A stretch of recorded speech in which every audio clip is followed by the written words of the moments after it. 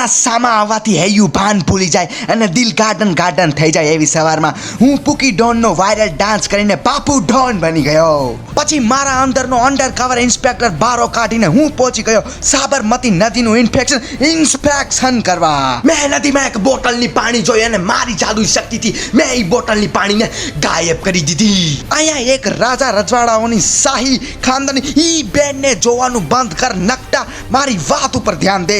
અહીંયા એક શાહી રજવાડી અંગણ ખાનું હતું.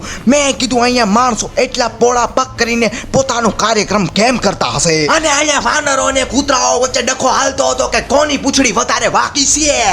મેં સમજાવીને કીધું કે કૂતરાઓની, તો ડોગેશ ભાઈ પડી ગઈ અને મને ગાળો આપતા કહ્યું ભાવ ભાવ ભાવ. પછી હું મારી અંદર ગામ એકનો વાવડો ભરીને ધીંગાણું કરવા જાતો જતો કે મારી ફાટીને હાથમાં આવી ગઈ. મેં મારા હથિયાર પાછા ખેંચી લીધા અને એ સેપ યુદ્ધને વિરામ આપી દીધો. નદીમાં ઇન્સ્પેક્શન કરીને મેં જોયા રિવરફ્રન્ટની પીચના એવડા મોટા મોટા દાંડા. પછી થોડી પ્રેક્ટિસ કરીને બારો નીકળતો જતો કે મને દેખાયા મારા ચાહકો.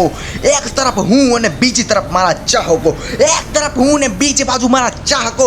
એટલામાં મારા ભેરુ ગણે કીધું ગેલ સફાઈ છોકરાઓને પિકનિકમાં લઈને આવ્યા છે. મેં મારી નાગાઈ ઢાંકવા મારો અંડરકવર ધંધો ટોપી વેચવાનું ચાલુ કરી દીધું. મેં મારી ગુજરાતી બુદ્ધિ લગાડીને હેલ્મેટને 150 રૂપિયામાં ટોપી વેચી દીધી અને ઘેરે જઈને મેં મારા ભેરુને મારા 12 પેક બતાવીને કહી દીધું કે આજ પછી મારી યાર ભાગા ચીકી ન કરતો.